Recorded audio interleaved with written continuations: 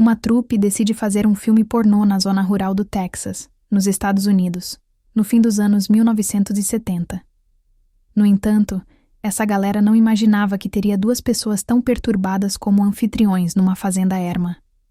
A intertextualidade surge mais abertamente no cinema, a partir dos anos 1950-60, sobretudo quando floresce o conceito de cinefilia e a Nouvelle Vague francesa sistematiza a alusão aos filmes que a antecederam, tratando-os como elementos referenciais de função narrativa, afetiva, aliás, como nenhum outro movimento vanguarda anterior. A partir disso, esse diálogo foi se sofisticando pela variedade, com obras mencionando outras descaradamente, ou às vezes, apenas pegando emprestadas as suas marcas e atmosferas. X.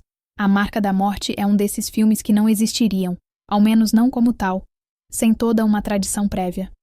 A começar pela forma como se filia reverencialmente ao slasher, subgênero do horror caracterizado por vilões utilizando ferramentas cortantes e corpos jovens sendo brutalizados. Ambientado em 1979, o longa-metragem dirigido por Ti West tem como protagonista Maxine, aspirante à estrela do mundo pornográfico, indústria então prestes a crescer com a iminência do surgimento do home video, e isso é dito. Parte de uma pequena trupe, ela chega a uma propriedade antecipadamente alugada para rodar um filme X-rated. Fazenda isolada e decrépita, sexualidade latente, proprietários caipiras desconhecidos, sem autoridade, lago com jacarés, aceno direto de e para os fãs do subgênero. Sim, pois são todos elementos clássicos do slasher ali reunidos. X. A Marca da Morte é dividido em duas partes de tons bastante distintos. Na primeira, diga-se de passagem, a melhor delas, há a construção de uma ótima atmosfera de expectativa. Em meio à preparação do terreno para uma carnificina anunciada desde a primeira cena, basicamente, todo o enredo é um grande flashback. Ti West exibe vários sinais da intertextualidade, ou seja, do quanto vai beber nas fontes férteis de sua referência. Uma delas é Psicose, 1960, filme de Alfred Hitchcock, citado como um dos favoritos do personagem do diretor com ambições artísticas, aquele que está empenhado em fazer um pornô de qualidade. Mais à frente, quando a matança inicia, o surgimento do carro parcialmente submerso no lago é uma maneira criativa de diversificar o aceno à obra-prima do bom e velho Hitch, agora com algo do filme se manifestando no tecido narrativo. Portanto, a intertextualidade tem camadas e modos distintos de ser. Outra delas é reapropriação de um lugar comum dos slasher, o furor sexual como indício de quem vai morrer. Mesmo os dois personagens que não fazem sexo acabam morrendo brutalmente. Mas, o que muda aqui é a motivação dos vilões. Sai o puro suco do moralismo caipira abstrato e entra a repressão sexual potencializada pelo discurso messiânico dos religiosos que contribuem para essa repressão. O roteiro assinado por West pontua que essa violência tem uma fonte. A segunda parte de X. A Marca da Morte é a chacina propriamente dita. Mas, antes de falar sobre ela, é bom ponderar a respeito da curiosa figura dos anfitriões assassinos. Pearl e Howard são pessoas isoladas, presas emocionalmente num longínquo tempo de glórias. Porém, para além desse aspecto que ajuda a contextualizar a sanha assassina, está uma opção estética de Ti West. A maquiagem claramente falsa que transforma dois atores relativamente jovens em idosos caquéticos.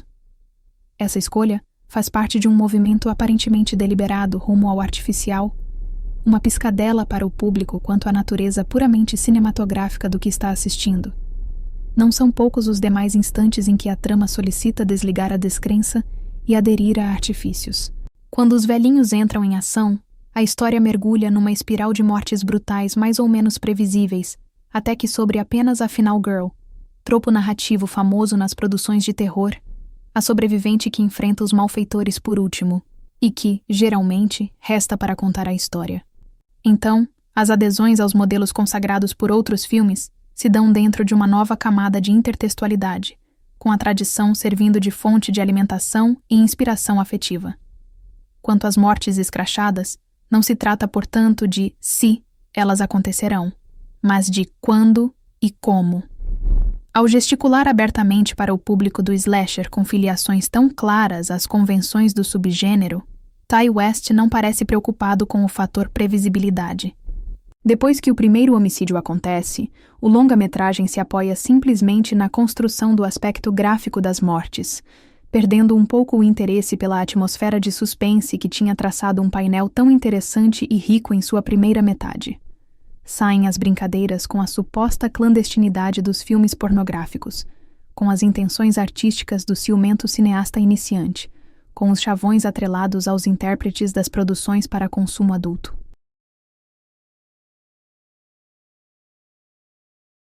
E com a estereotipia dos vilões quase caricaturais e até mesmo com a textura da imagem, e entra uma sequência de eliminações selvagens dos forasteiros ligados ao cinema. Entre essas mortes, há algumas filmadas com engenhosidade e toques de crueldade muito bem calculados, como a senhora esfaqueando alguém até que a faca emperre numa vértebra. Há outras que são praticamente xistes com determinadas recorrências do terror, como alguém que evidentemente não deveria colocar os olhos nos buracos da parede de um estábulo, mas no geral, essa carnificina um tanto quanto repetitiva, breve isolamento do personagem prestes a morrer, conclusão com toques de consenso, serve o quanto pesa justamente a sua intertextualidade, cujo saldo é a comoção provocada por meio do compartilhamento da familiaridade com os pilares do slasher. Vale a pena conferir esse filme.se. Inscreva no canal, assista nossos vídeos, comente, curta e compartilhe. Muito obrigado.